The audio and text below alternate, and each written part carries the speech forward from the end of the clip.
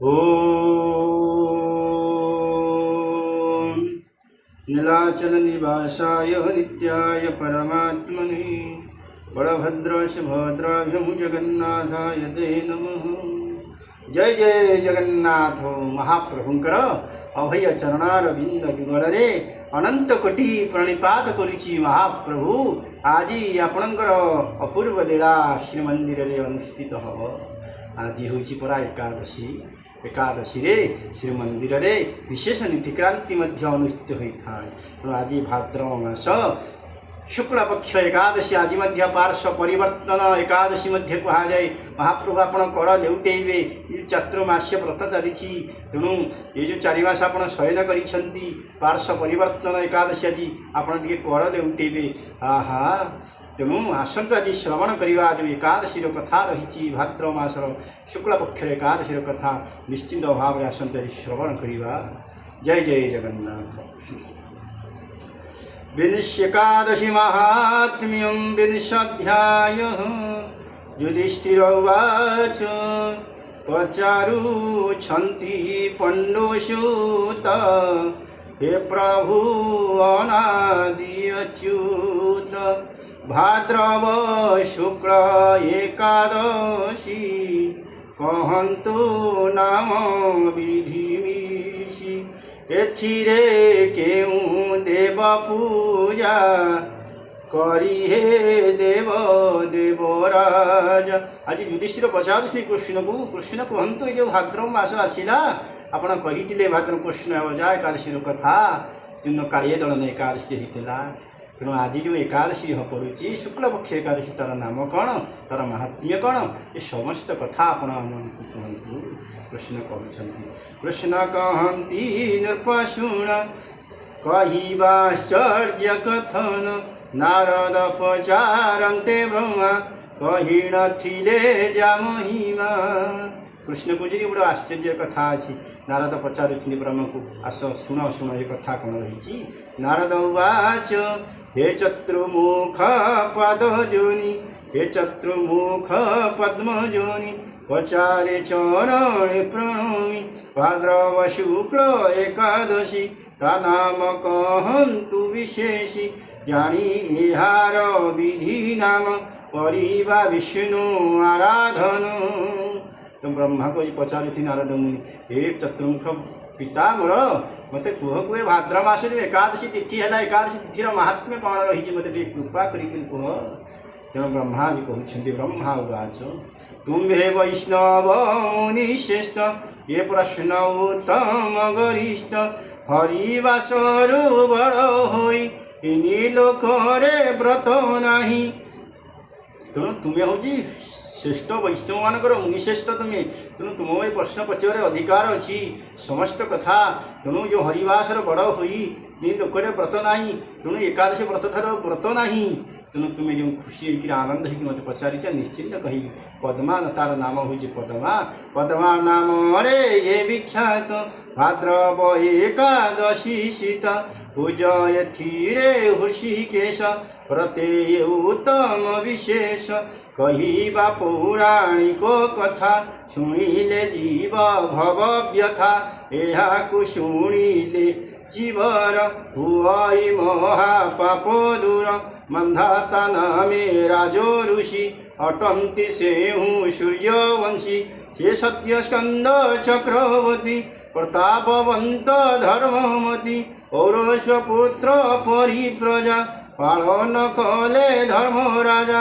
हेले हे राजे सुखी लोक नहिला दुर्भिक्ष मड़क। यही रे आदि व्याधि नाही चोर मानक भय नाही। तुम एक कथा मध्य कहते शुण शुण पौराणिक कथा मध्य रही। मांधाता नाम राज ऋषि थे अति सुंदर भाव में राज्य को प्रजा को पुत्र परिका पालन करते। जो राज्य आदि व्याधि किसी भी हो ना समस्त आनंद रे कालतीपात करते। धन धन्य रे परिपूर्ण था। धन्य धन धन्य रे समन्वित हेले समस्ते पुण्यवंत। नाय अर्जन करी धन भंडारे रखिले राजन। जे जाहा श्रमर धर्मे रहिले प्रजा निज कर्मे। अति सुंदर भाव निज निज कर्म सब रोते। तो मान्धाता पालन रे मही कामधेनुर सम होई अभीष्ट सुख मान देने प्रजाए आनंदे रहीने। पुणी प्रक्तन कर्म एक हटिला शीन विपाक हेला से देशे अनावृष्टि 3 बरस शस्य नष्टि शस्य न पाई प्रजाकुल हृदय होइले आकुल। दिने कौन होइछि दुर्भाग्यवशतः ए राज्य में मरुड़ी परिवर्तन आरंभ कला किसी खाद्य शस्य मिलला नहीं अनावृष्टि है। तेणु स्वाहा स्वधा दिवस टकार वेद अध्ययन हेला दूर एही अभावे पीड़ा पाई प्रजाए राजा आगे कई। हेनुरूप आम्भ वाक्य शुण हृदय हेला पीड़ा जन आत्मा को विज्ञ जनो माने निरजे बोलंती पुराणे कहीं करंती अयन। तेणु ये जात नारायण पर्जन्य रूपी भगवान सर्वग सर्वस्थिति जान से ही से पुष्टित करंती पुष्टिरु अन्नर संकृति अन्नरु प्राणी माने जात एत समस्त्र शास्त्र मत। तेणु कहते आज समस्ते जे वर्ष वर्षा ही ना बन्या वर्षा नहेले अन्न किपरि हम शस्य श्यामल हम शस्य श्यामल है तो अन्न पाइब अन्न पाइले तो समस्त जीव माने प्रतिपोषित होबे ना। से जल अभाव रे पुण क्षय होइबे प्रजागण जे रूपे बरसन से रूपे विचार राजन। राजा शुणी सब कथा राजा कहते राजवाच सत्य कहिल मिथ्या नहीं अर्ण उचित ब्रह्म कही अर्ण हुअंती प्राणी माने एमांते जीयंती से अर्णे शास्त्र वचन एमंत पुराणे होइछि कथित नृपमानक प्रचारे प्रजा मानकु पीड़ा धरे मोहर नाही अप्रचार प्रजाए बुद्धि रे विचार तथापि तुम्भ प्रिय पाई करी व्यवसाय मुहि हेमंत कही नरपति धाता को करी न विनती संगे नेईन अल्प जन ऋषि आश्रमे गले पुण तापस मान को आश्रित रमिले आश्रमे बहुत। तेणु प्रजा थोड़ी समस्त कथा शुणिक राजा ये कौन निश्चित भाव ये मोर मध्य एक कथा तेणु आज कौन कि लोक नहीं आज ऋषि आज आश्रम को निकट कर यात्रा कर देखिला अंगीरस मुनि ये जात ब्रह्म तेज घिनी तेज विभावे तपोध्वनि कि द्वितीय पद्मोजनी होई आनंद नरपति बाहानुल्लाई झटती। देखिला अंगीरस ऋषि जाऊँगी तपस्या एमती तेज टे आहा न कहले न सही ब्रह्म तेज आज निर्गत होई आनंद नरपति बाहानुल्लाई झटती। अंजलि करी नृपवर मुनि को कहले नमस्कार तुष्टि वाचन पूर्व करी आनंद होई न पचारी नृपकु शपथ अंगीतुने राज्य कुशल पचारिने करी कुशल निवेदन कहिले अनामय जान आसन अज्ञ पाई नृप पशिले मुनि समीप कहिले मुनि पचारंते एथि आसिले जे निमित्ते मुनि पचारि कौन पाई राजा आसिल सुखकारी प्रजा राज्य शुणी सब कथा जानूची सब तप बल पुणी कौन पाई आसिल मो पाखु कहते राजा कहते हे मुनि धर्म विधि चाही पालन करुअछि मुहि पृथ्वी रे अनावृष्टि हेला कि हेतु विदित नहिला बेड़ू जानिले प्रतिकार करंती कह मुनिवर संदेह छेद नर पाई तुम्भ समीपे अइलै যোগ বଳରେ ମହାଜ୍ୟୋତି ପ୍ରଜାଙ୍କୁ ରଖ କରେ ସ୍ତୁତି। ରାଜା ଆଜି ସ୍ତୁତି କରୁଛି, ହେ ମୁନିବର ରକ୍ଷା କରନ୍ତୁ ମୋ ରାଜ୍ୟକୁ। ଆପଣ କ'ଣ ପାଇଁ ମୁଁ କ'ଣ ଧର୍ମ କଲି ଯେ ମୋ ରାଜ୍ୟରେ ଗୋଷ୍ଠୀ ହେଲା ନାହିଁ?